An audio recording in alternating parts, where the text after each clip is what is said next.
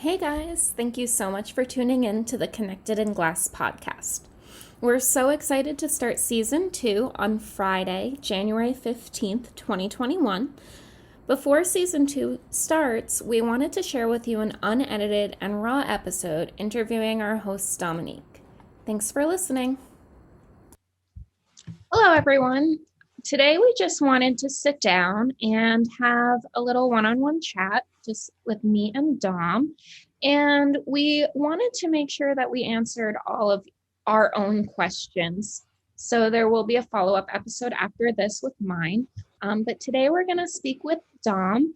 And we're just going to go over all of the things we've asked everybody else that we've been working with. So, Dom, today, can you just start with telling us about you, where you live, what you enjoy besides glass?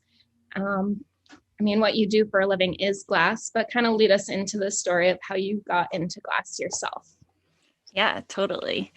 So I guess just to start, Christina did this nice little introduction for us, and we asked everybody a lot of really hard questions, and we thought it was only fair if we answered them ourselves. So this is the meaning behind, or the purpose behind this conversation. My name is Dominique Caissie, otherwise known as Dom. I currently live in Jaffrey, New Hampshire. I've been here for about 10 years now, but I was born and raised in Gardner, Massachusetts. I moved up here when I went to college at Franklin Pierce University, and I never went back to Massachusetts again. I kind of hopped the border. In my free time, which is not a lot right now, I like taking really, really long walks in the woods with my dog. Since COVID, I actually haven't been doing glass for a living, but we can get into that a little bit later. I do have a wide range of skills. I spent the summer gardening for myself and also gardening for an income. And I have a nice big garden in the backyard that's full of vegetables when it's not freezing outside. I also try to play music, not very good at it, but I tried to find different ways to be creative, and playing the guitar and the ukulele and now the banjolele has been a hobby of mine. I am also very good at social media. So when COVID hit and we kind of had to shut down the studio to the public, I took a job helping run social media for a really large real estate company. And that's honestly the way that I've been able to make my income and the way that we've been able to survive through this pandemic. And how did you get into glass? So I went to Franklin Pierce University because my mother worked there in the IT department, and I got the tuition benefit. So it was kind of a no-brainer on where I was going to go to school. I got there and I wasn't quite sure what I wanted to do. I was really good at computers. I kind of dabbled in all kinds of different things. And I found that psychology was really what I wanted to focus on. So I went through my studies there. I graduated in 3 years because I kind of transferred there with some credits that I got in high school. But the one thing that I wanted to do that I never took advantage of was to take a glass blowing class. So at that university, there's this tiny little hot shop. We call it the glass blowing hut. There's no better word for it. It's very, very small, but it was a really strong program. So there was some really great glass blowers coming out of there. And I took it as an elective my senior year, and I just thought it was something really fun and something cool to do. I've always been a bit of a creative person, and I knew that I wanted to continue my studies in psychology, but I thought, why not pick up a hobby for fun?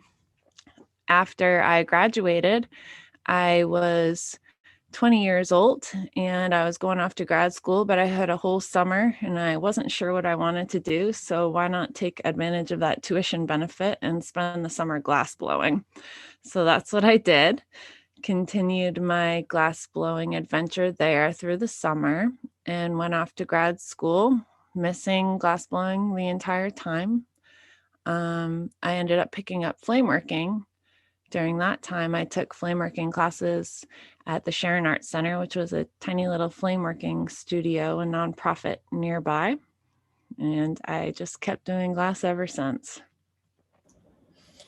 And so at this point, you own your own studio. So can you kind of lead us into that? Yeah. So we're recording this episode middle of December. And tomorrow, December 11th, will be 9 years since we opened my studio up to the public. So it's kind of a big milestone for us. After I went off to grad school for a year, I was studying clinical psychology. So kind of sitting and talking face to face with people. And I realized that I was missing the creative side in what I was doing for a career. I was kind of questioning my choices. And at that time, I was just 21 years old and still learning a lot about myself. So I decided that maybe I should change my pursuits a little bit. And I started looking into trying to do a creative therapies program. In order to do that, I had to go back to school and get some art credits. Like I mentioned before, I kind of flew through college and I didn't take a lot of time to do fun things like learn different arts. So I went back to Franklin Pierce for another semester to get more art credits in order to apply for the expressive therapies program at Lesley University in Boston.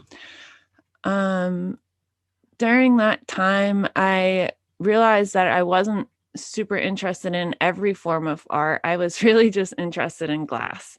And although I'll admit firsthand, I was not super good at it right away. Some people pick it up and they just, you know, that's what they're going to do. That wasn't me. But I think that helped me in a way because I found I was able to teach the other students and step in when the instructor wasn't available or when the teacher's assistant wasn't available. And I have the skill of being able to break things down a little simpler. Maybe it's because I find learning a little bit more of a challenge than people pick it up naturally. So I'm able to step into that role a little bit better and slow it down. Lesley, in order to do the expressive therapies program, I would have had to create my own route to combine glass to it. And that felt a little bit overwhelming. It also felt a little overwhelming because there wasn't a studio around that I would be able to continue my work while I went through that program. So that's where the whole idea of starting a studio was born, was just me having a place to work and kind of practice my craft. And it just kept growing from there until it became this massive business that I can't even believe that I lead. But I own it with my mother. We started it with my stepfather as well, although right now my mother and I are the two owners of the business. And it's been a long ride the past 9 years, but that's how it all started. I didn't know that story, so I liked hearing that. Oh, you didn't? No. I feel like I told it so many times that I try to like not get too into it. And so can you imagine that? I mean, I can go in there with you, but imagine that all of our listeners haven't ever been at your studio. Kind of give us a visual of your space. Yeah, so I'll tell you what it was like pre-COVID, and then I'll tell you what it's like now, because as we all know, life has changed dramatically in the past 6-8 months. Pre-COVID, we have 4,000 square feet of space. So we have a really large warehouse on the side of a highway. And you would walk in the door and you'd see 1,000 square foot of gallery space that was packed full of glass made by me and all the amazing, wonderful people that worked for me. After you walked through the gallery space, which was run by my mother, by the way, you would have the chance to either go into the hot shop, which was another 1,000 square feet, or the flame shop, which is 2,000 square feet. I typically ran the hot shop, so I will tell you a little bit more about that. I have a furnace, a Charlie Correll furnace. It holds 145 pounds of glass. I could have up to 3 glory holes running. Right now, I only have 2 hooked up, but it's a good amount of space. It's a little narrow, but yeah, I've got a big furnace. I got a good amount of glass, and I have different size equipment. I have pretty big annealers, so it really opens up the range of what I'm capable of doing in there. In the flame shop, pre-COVID, we had 10 flame working stations, and quite frequently they were all running all the time. I hired people like Christina and this wonderful woman named Jocelyn, and basically they built that side of the business themselves. They came up with the ideas, the classes, the products, and they would pitch them to me, but I pretty much just let them run with it. We were open to the public 5 days a week, and we gave free tours and demonstrations to anybody that walked in the door. We often had nursing homes, schools, different clubs, groups coming through, and we prided ourselves in being open and accessible to everyone. And we were oftentimes teaching classes as well. So we taught a lot of beginner classes, a lot of what us glass blowers would call blow your owns. And we also did focus on our own products just to kind of fill up the store.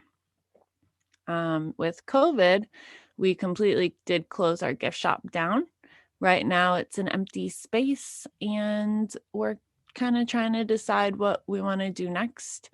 We spent all the time to get everything up on the website, and that for anybody that's built a website and has a ton of products, we've got maybe 900 products listed up on our website right now. So that's pretty much what I've been doing since COVID hit.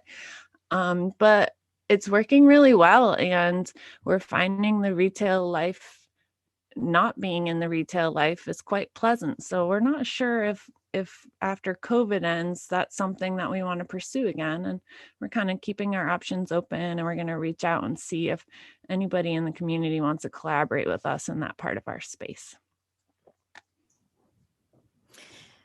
And so can you give us a description of kind of how you work in your space and your creative process in making your work, and maybe the difference between products that you would make for your website and for the studio versus your own personal work, and kind of how you differentiate those? Yeah, see, I always think about this, and this is why I love asking this question during the podcast. But I actually, while you were asking this question, realized that I'm a little different because I think I have 3 different departments in my head. So first of all, classes, so what I can teach. So I'm always trying to think about different basic designs that that people would enjoy making. They'd enjoy the end product. It would be easy enough for them to have a good time and get in there. And that is a place that my brain is always going to. How can I discover or design new things that I can teach and pass on and give people the experience? So that's one part of the work that I do. And then, like you said, I have the products. And for the Terrapin products, we were a gift shop. So oftentimes it was about what people could afford. We kind of tried to do different ends of products. So some inexpensive ones, and then kind of make some higher end products as well. lots of different colors, making things in every color imaginable. My color palette is a rainbow, although everybody that knows me knows my favorite colors are blue and purple and green. But you'd walk in and it'd be a bright, colorful burst of everything you can imagine. For the shop, I often did functional work. I really like making like vessels, and I kind of tend to work in the Venetian style, not as in goblets and stuff, but just trying to make more perfect, unique forms. So that's something that I focus a lot on. But I also like to do animals. So the studio did a lot of different animals, elephants, and just kind of any animal that you can imagine that we could make that would also be affordable for people to purchase. When I give myself permission to have creative time, I try to do things that I don't care if they're going to sell, or I don't care if they're affordable. So that's the separation in my mind. It's hard for me to give myself that permission, because for anybody that's owned a small business or run a furnace, you have an idea of what my overhead is like, and almost like the weight that's on my shoulders or the burden that I carry with that. But when I do give myself permission, I try to do things that I think are fun and creative and difficult. And I don't care if I succeed in them. I don't care if it comes out beautifully. I'm just doing it to try it. And I don't care if it sells. I love that. Dom, when she doesn't care about how much things are costing, is a really great thing. If only I could do that every day. And where do you, kind of like leading into some of the deeper stuff, how do you find inspiration for those pieces where you don't care about the cost? Sometimes it's difficult techniques that I know and I've seen done, but I haven't pursued it. For instance, I did a whole series of huge rondelles, which are just basically plates. And one would look at a plate and think it's very simple, but for anybody that's done glass, you know that to make a perfect flat plate is quite difficult. For those, I like to make them very, very large, which I also very much enjoy, because I can make tiny things and I can also work very large scale, which I think surprises some people. I'm not a very large person, but I have so much experience and practice with all the teaching and production that I've done. It enables me to work at different scales quite easily, which I appreciate. Those rondelles have a whole bunch of color on them, and they have different scenes on every side, and they're inspired by what you see in the sky. So maybe one scene would be a winter sunset, and then the other scene would be a blue sunny day.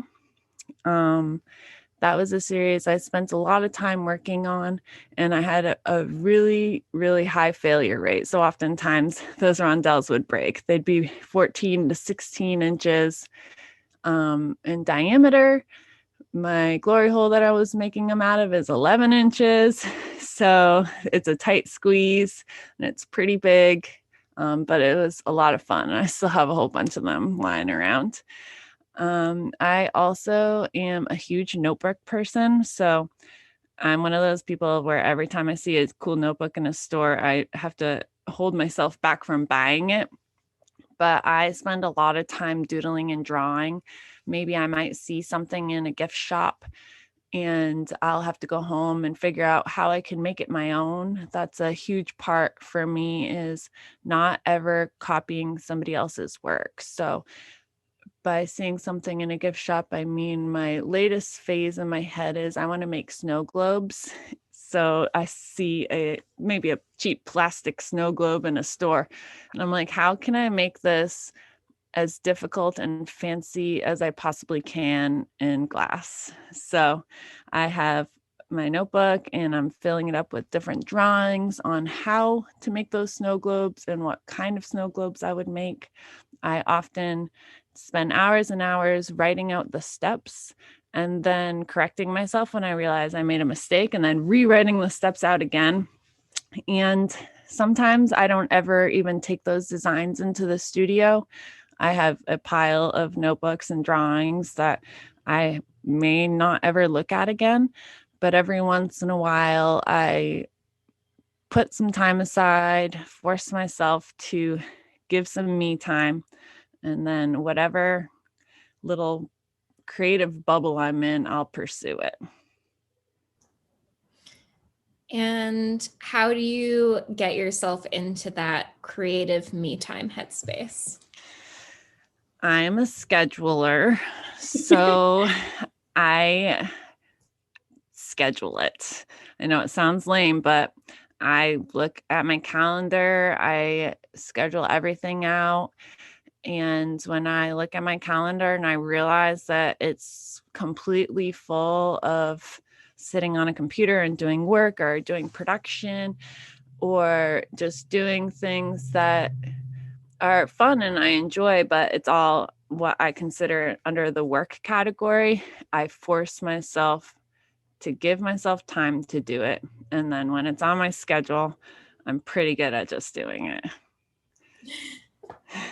Sometimes it's really hard to admit that we actually do need to schedule me time. Yeah. Oh my gosh, it's so hard. Yeah. When I'm feeling really good, emotionally or mentally, it's easier for me to do that. When I am in a space that I'm struggling, I often don't do that, which is probably the absolute opposite approach that I should be taking. And when you're kind of in that slump, how do you make yourself schedule it and do it and just get into that headspace where you're like, no, I'm going to have fun? Yeah, sometimes I don't, to be honest. My slumps can go pretty hard. There are days and times where I just can't get out of bed. And all the people that know and love me know that part of me. And I'm lucky that they kind of just give me space to deal with it. Um, I try to be patient with myself in that time. And honestly, I'm such a busybody that I probably could use a couple of days of extra sleep. So I try to remind myself of that. Like, if you're having a few days where all you need to do is sleep, you're just making up for the 40, 60, 80-hour work weeks that you've been doing for the past few months. And I try to watch happy movies and just eat whatever junk food I want. And eventually I'll get my notebook out. And when I do, that's when it starts coming back around again. I'll do a drawing, make my schedule, look at my schedule, realize you're not actually taking care of yourself. Get it done. Just do it. Yeah, just do it. And I don't really know what else to ask you, but is there anything else that you want to touch on or? Yeah, I guess that it's been really nice for anybody that's listened to all these other conversations or to all the artists that we interviewed. We asked them some really tough questions, and it was so nice to hear all their honest and forthright feedback. One of my biggest struggles is that when I'm feeling good, I'm on top of the world. Like I said, I'm a schedule queen. I get so much done every single day that it's unbelievable. And I just go, go, go, go, go, happy as can be, take care of myself. I do everything that I need to do. And then when I'm not, I'm really not. And when I'm not is when the I'm not enough struggle comes up. So by that, I mean anything that's happening externally in my world, I feel like that it's something that's wrong with me internally. And it's just something that I've been battling with for a really long time. And it's been really, really nice to hear that other people have those same struggles.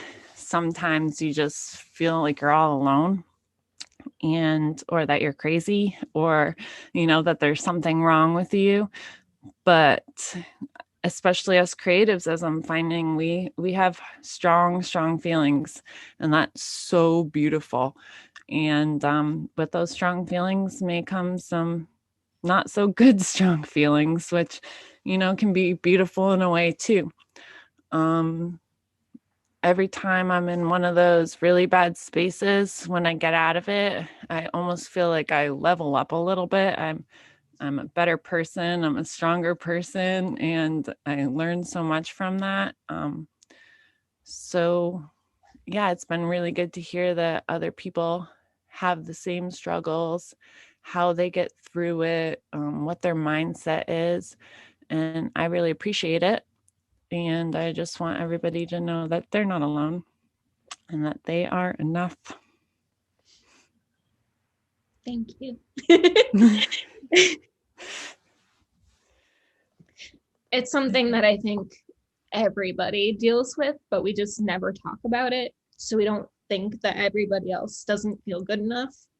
But literally nobody ever feels like they are perfect.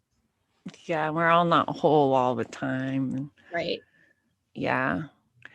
And I almost feel like this podcast is so beautiful because it kind of comes back around again to what I wanted to do over 10 years ago, was to bring glass and therapy together and, find different ways to express ourselves. And maybe we're not doing it in the studio physically by making things, but we all have this connection in this medium. And it's really cool to be able to use that connection to work through our problems and our feelings and our struggles.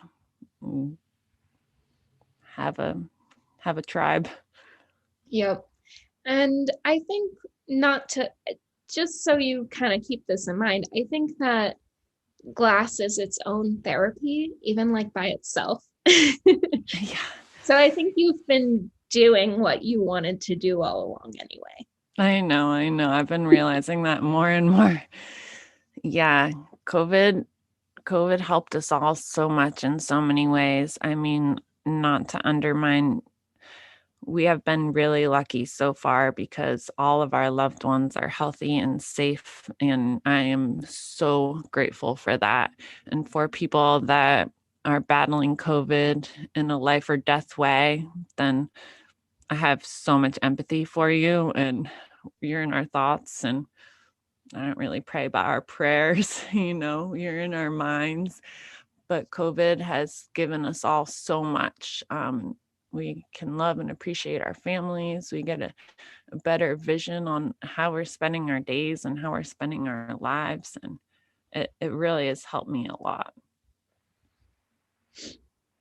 It's good to hear that there's like some silver linings to our entire world changing in an instant. Yeah, I won't lie though, when COVID initially shut us down, my boyfriend can attest to it. I was in bed for like 2, 3, 4 weeks. Couldn't get out of it. It was hard. It hit me hard. Felt like I lost everything.